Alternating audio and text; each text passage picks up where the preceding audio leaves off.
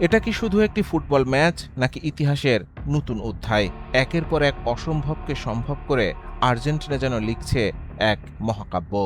৪ match, ৪টি নাটকীয় comeback, আর এবার ইংল্যান্ডকে শেষ মুহূর্তে স্তব্ধ করে আবারও বিশ্বকাপের ফাইনালে লিওনেল মেসির দল। কামব্যাকের কোনো সাধারণ গল্প নয়, এটি যেন আর্জেন্টিনার লেখা এক মহাকাব্য।